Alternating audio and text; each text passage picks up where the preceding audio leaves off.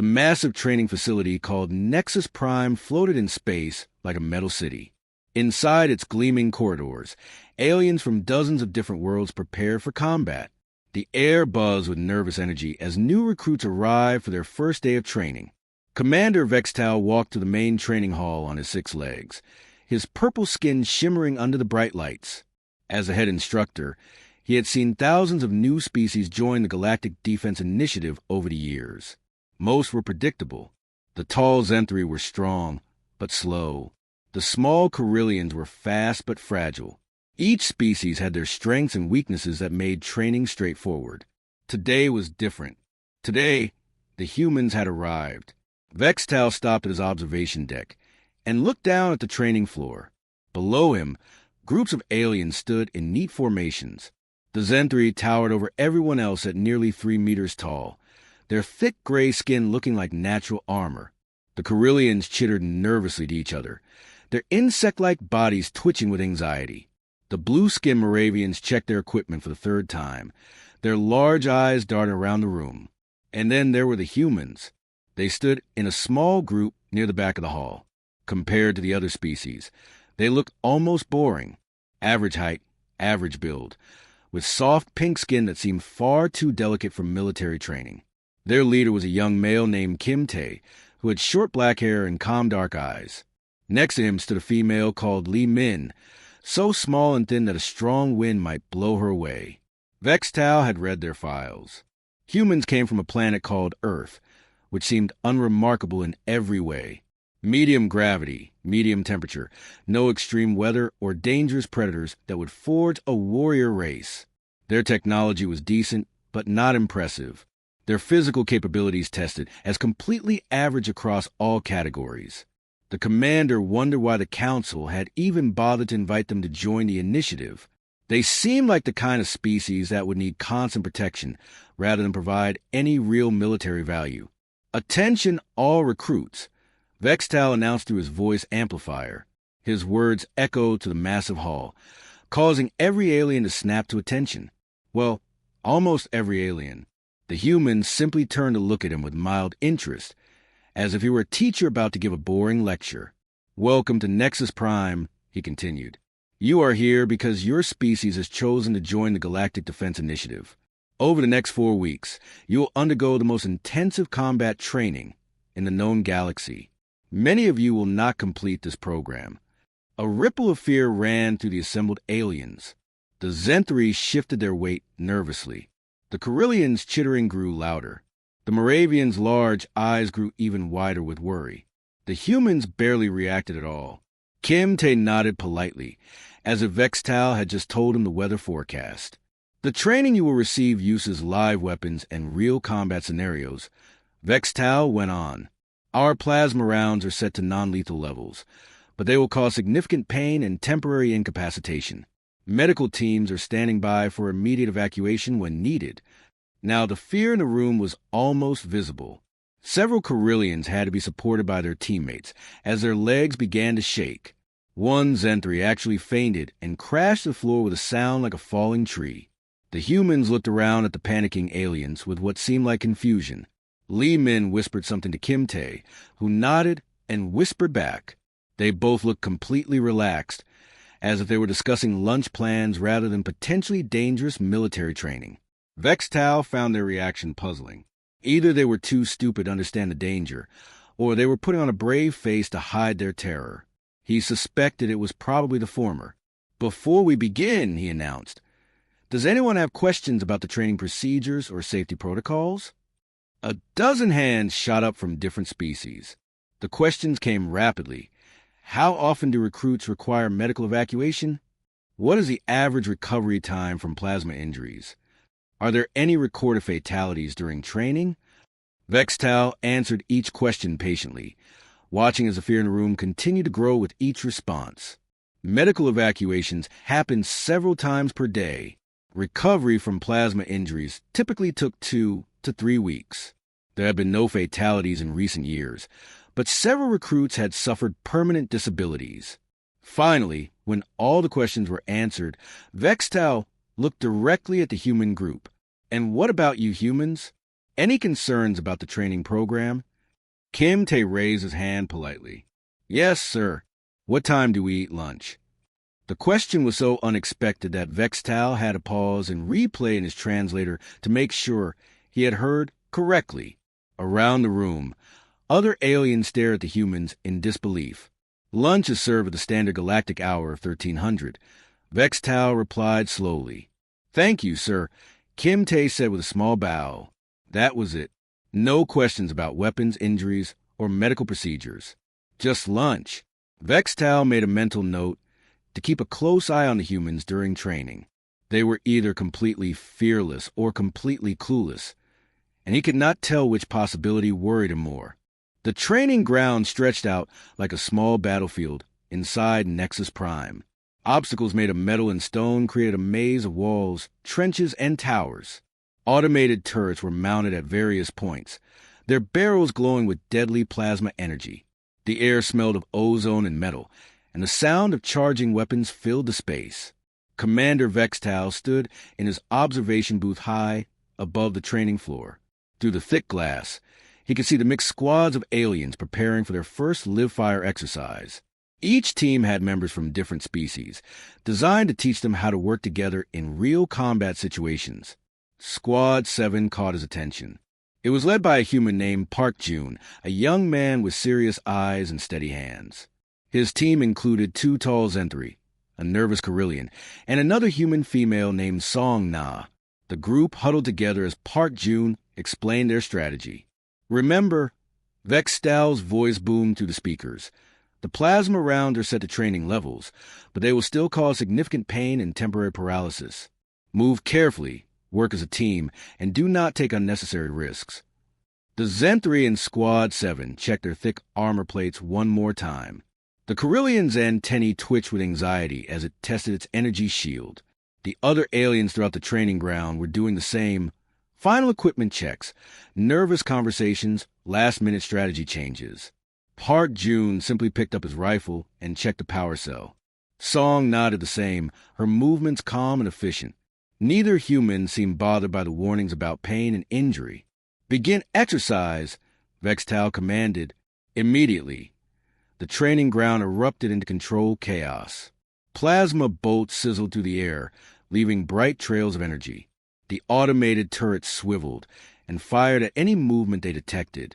Aliens scrambled for cover behind obstacles, some moving with practiced skill, others stumbling in their panic. Squad 7 moved differently than the others.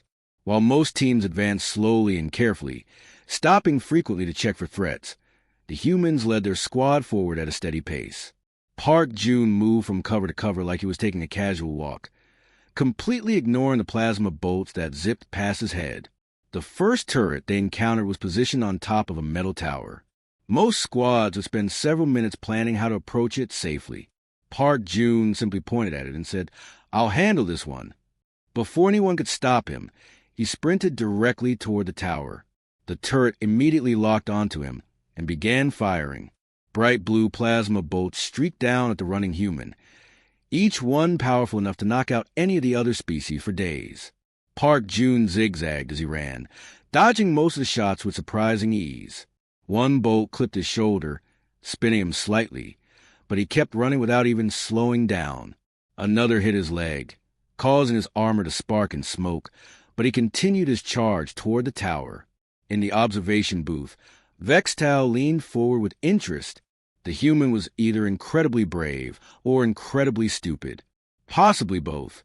Park Jun reached the base of the tower and began climbing the metal framework with his bare hands. The turret couldn't angle down far enough to hit him now, but it kept trying, sending plasma bolts into the metal structure around him. Sparks flew everywhere as the energy weapons heated the metal to glowing temperatures. The human climbed steadily upward, his movements smooth and controlled despite the chaos around him. When he reached the top, he simply grabbed the turret with both hands and ripped it from its mounting. The heavy weapon crashed to the ground below, smoking and sparking. Park Jun jumped down from the tower, landing hard on the training room floor. The fall was at least 4 meters, enough to break bones in most species. He hit the ground, rolled once, and came up running toward the next objective. That was when the second turret got him. The plasma bolt hit Park June directly in the center of his chest with a sound like thunder. The energy discharge was bright enough to make everyone in the room blink. The human flew backward through the air and crashed into a metal wall with tremendous force. His armor systems immediately began shrieking emergency alerts, warning of critical damage and potential life-threatening injuries. Every alien on the training ground stopped what they were doing. Even the automated turrets seemed to pause, as if they were surprised by what had happened. The Zenthrian Park June squad began running toward him, ready to call for medical evacuation. The Carillion was already activating its emergency beacon. Through the speakers, Vextal was about to order the exercise stopped and medical teams deployed. A direct hit like that would require immediate hospitalization for any known species. The human had taken enough energy to kill smaller aliens and seriously wound larger ones. Then Park June stood up. He looked down at his chest, where the armor was blackened and still smoking from the plasma impact. He prodded the damaged area with one finger, making a face like he had bitten into something sour. "Ow!" he said, loud enough for his squad to hear. Then he picked up his rifle from where it had fallen, checked to make sure it still worked, and continued walking toward the next objective. His teammates stared at him in complete shock. Around the training ground, other aliens had stopped their own exercises to watch the human, who had just survived what should have been a devastating injury. In his observation booth, Commander Vextal's 4 eyes widened until they seemed to take up half his face. His translator unit made confused beeping sounds as it tried to process what he was seeing. The human had taken a direct hit from a plasma weapon and was treating it like a minor inconvenience. Dr. Kith Mora had been the chief medical officer on Nexus Prime for over 20 years. In that time, she had treated injuries from dozens of different alien species. Her 8 tentacles could work on multiple patients at once, and her 3 hearts pumped a perfect mixture of chemicals needed to stay calm during medical emergencies. She thought she had seen everything. She was wrong. The human named Park June sat on the medical examination table, swinging his legs like a bored child. His chest armor had been removed, showing the spot where the plasma bolt had hit him. The skin was red and swollen, with dark marks that looked like a severe burn. According to her medical scanner, the damage went deep into his body, affecting muscles, bones, and internal organs. "This reading cannot be correct," Dr. Kithmora muttered, running the scanner over Park June's chest for the 3rd time. The device kept showing the same impossible results. "Are you feeling any pain?" she asked the human. Park June shrugged. "A little, like when you eat too much spicy food, you know?" Dr. Kithmora did not know. Her species did not eat spicy food. More importantly, the level of tissue damage shown on her scanner should have rendered the human unconscious from pain alone. Most aliens would be screaming and begging for powerful medications. "Can you move your arms normally?" she asked. Park June raised both arms above his head, then moved them in circles. "Feels fine. A bit stiff maybe, but not bad." The scanner showed that several of his ribs had hairline fractures. The muscles in his chest were severely damaged. There were signs of internal bleeding that should require immediate surgery. "When can I go back to training?" Park June asked. "I want to try that obstacle course again. I think I can beat my time." Before Dr. Kithmora could answer, the medical bay doors opened with a soft hiss. 3 more humans walked in, escorted by worried-looking alien instructors. The first was a female named Choyu. Her left arm hung at an odd angle, clearly broken, and there were burn marks across her shoulder where plasma bolts had hit her armor. She was chatting cheerfully with one of the Zenthri instructors about the weather on her home planet. Behind her came Hanso, limping slightly on his right leg. Medical foam was still leaking from his damaged armor, where emergency systems had tried to treat his injuries. He was asking the Carillion instructor about the food in the cafeteria, and whether they served anything similar to Earth rice. The 3rd human was Song Na, the female from Park June's squad. Half of her hair had been singed off by a near miss from a plasma weapon, and there were scorch marks across the side of her face. She was complaining that the training had ended too early, and she wanted to try the advanced course next time. Dr. Kithmora felt her 3 hearts begin beating faster. This was turning into the strangest day of her medical career. "Please, all of you, sit down on examination tables," she said, gesturing with four of her tentacles toward the empty beds. The humans complied, still chatting among themselves about the training exercise. They compared their experiences like they had just finished playing a fun game rather than surviving serious combat injuries. Dr. Kithmora began scanning Choyu first. The results made her gasp. The human's arm was not just broken, it was shattered in 3 places. The bone fragments should be causing excruciating pain and dangerous internal bleeding. On a scale of 1 to 10, how much does your arm hurt? Dr. Kithmora asked. Choyu looked thoughtful. Maybe a 4? It's annoying, but not terrible. I broke my leg worse than this when I was 12, playing soccer with my friends. You broke your leg playing? Dr. Kithmora's translator was having difficulty processing this concept. Oh, yeah. Han Sol chimed in from the next table. I broke my arm twice, my nose once, and dislocated my shoulder. That was just in high school sports. No big deal. Dr. Kithmora scanned Han Sol next. His leg showed signs of severe plasma burns that had gone through his armor and damaged the muscle underneath. The injury should have left him unable to walk for weeks.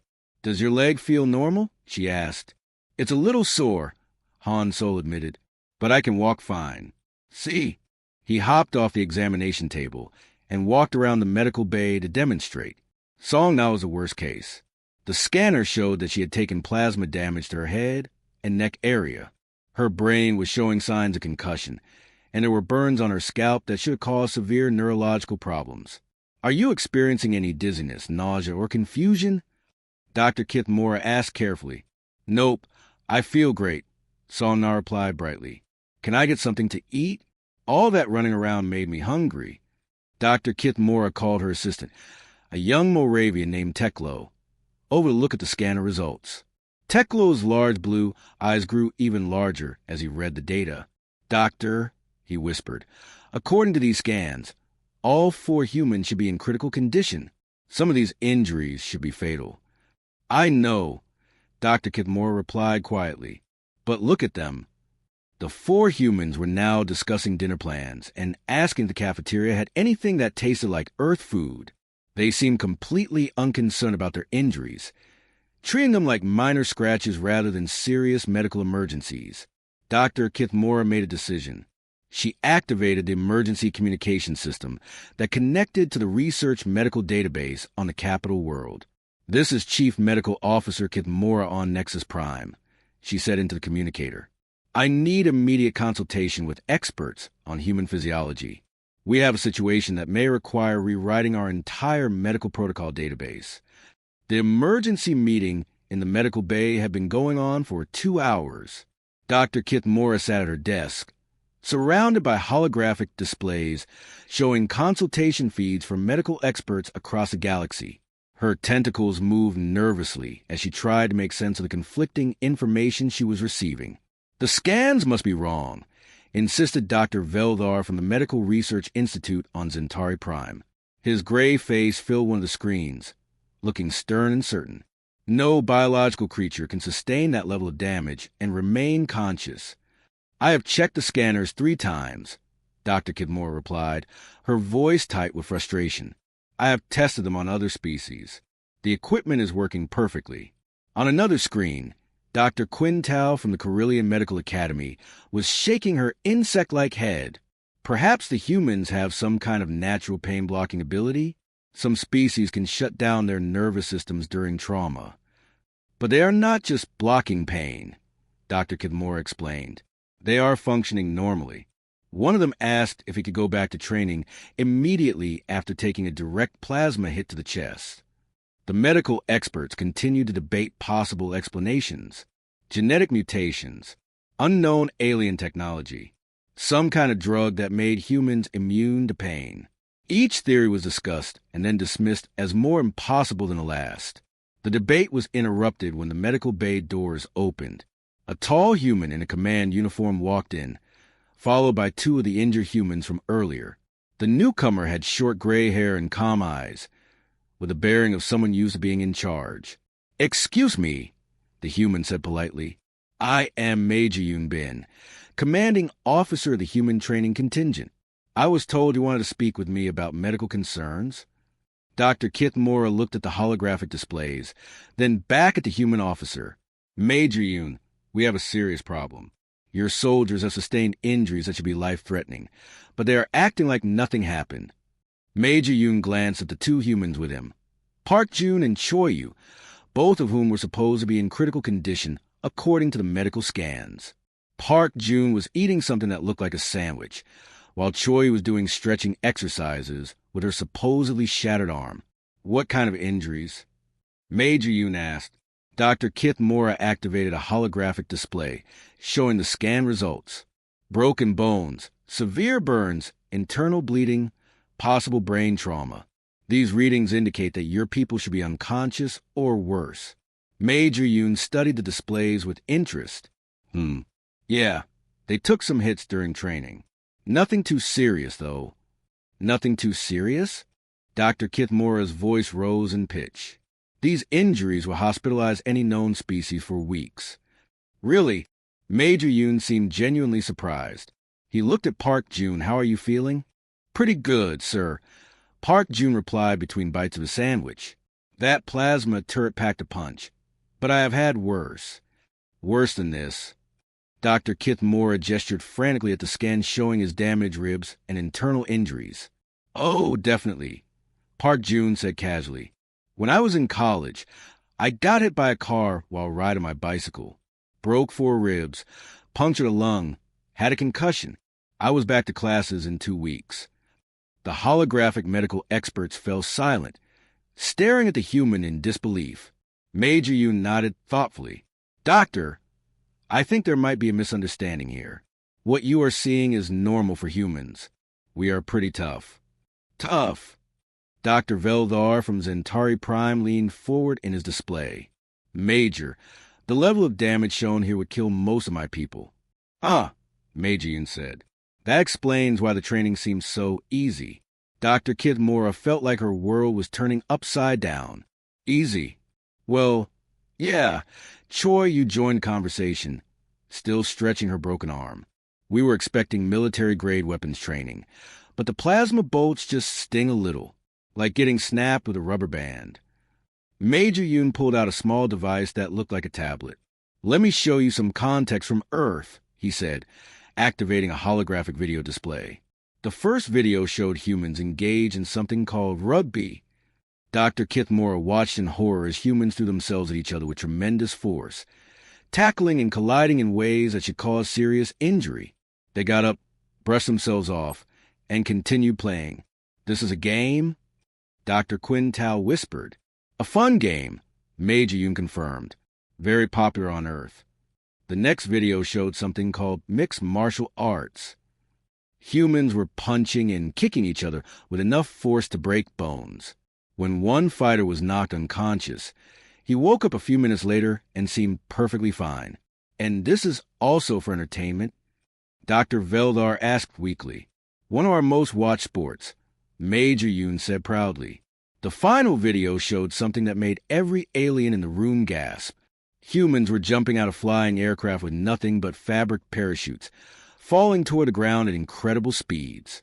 Some of them were even doing tricks and stunts while falling. What happens if the parachute fails? Dr. Kithmora asked, though she was afraid to hear the answer. Well, that is usually fatal, Major Yoon admitted, but it happens rarely. Maybe 1 in 100,000 jumps. And humans do this for fun? Oh yes, very popular hobby. Some people do it every weekend. Dr. Kithmora looked at her scanners, then at the injured humans who were acting like they had minor scratches, then at the videos showing humans deliberately putting themselves in danger for entertainment. I need to update our medical protocols immediately, she said faintly. 3 weeks had passed since the training incident, and Nexus Prime felt different. Word about the humans had spread through every corridor, every mess hall, and every training room on the massive station. Aliens who had never seen a human before now gathered in small groups to whisper stories about the strange creatures who walked off injuries that would cripple other species. Commander Vextal stood in his office, reviewing the final training reports before graduation day. The numbers were remarkable. Every species had completed the basic training program, but the performance variations were striking. The Zenthri had excelled in strength tests but struggled with endurance. The Carillions had shown excellent reflexes but poor recovery times. The Moravians had demonstrated superior tactical thinking but limited physical capability.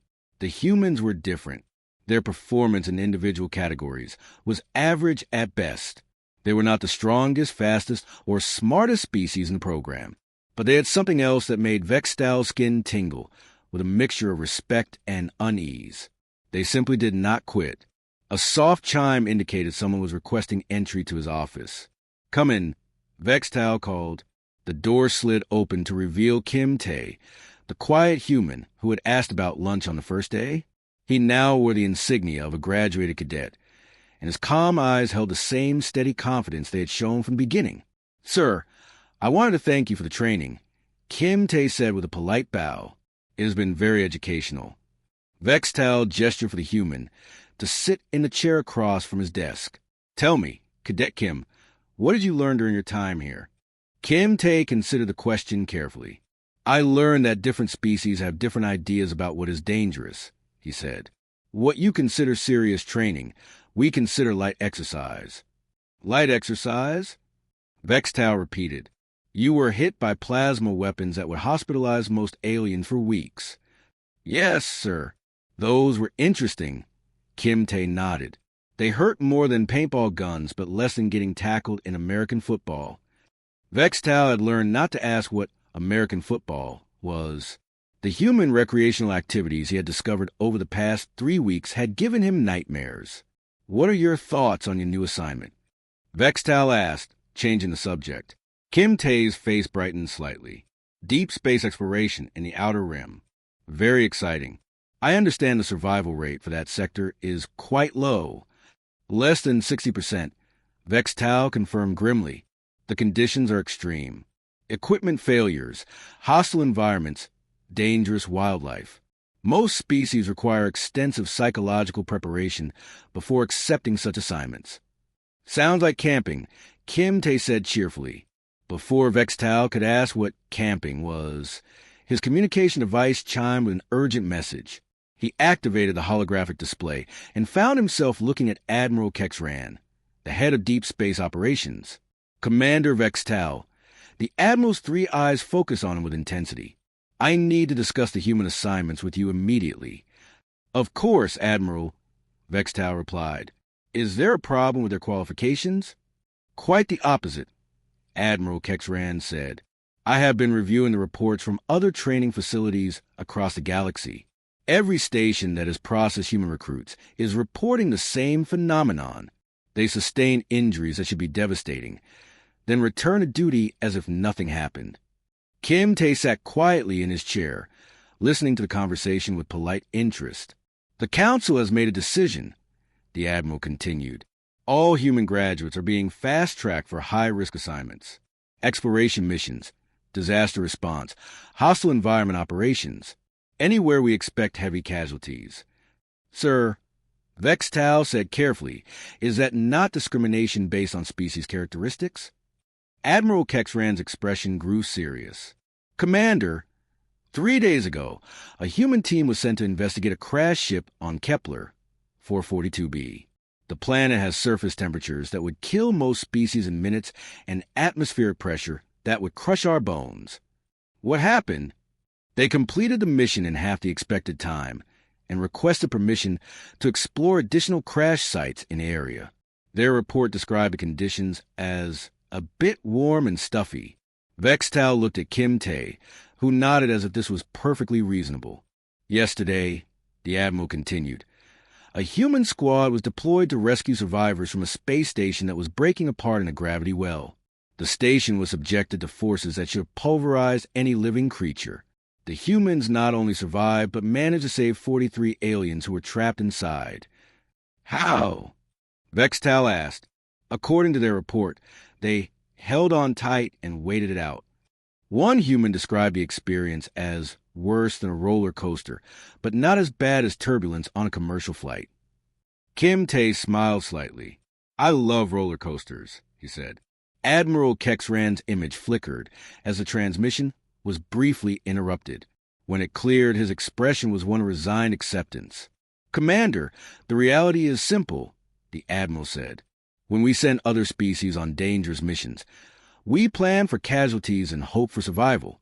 When we send humans, we plan for success and hope they do not get bored." After the call ended, Vextal sat in silence for several minutes. Finally, he looked at Kim Tae and asked a question that had been bothering him for weeks. What do humans consider truly dangerous? Kim Tae thought about it seriously. "Running out of coffee," he said. "Food poisoning. Having to listen to your neighbor's music at 3 a.m. Getting stuck in traffic when you are late for work."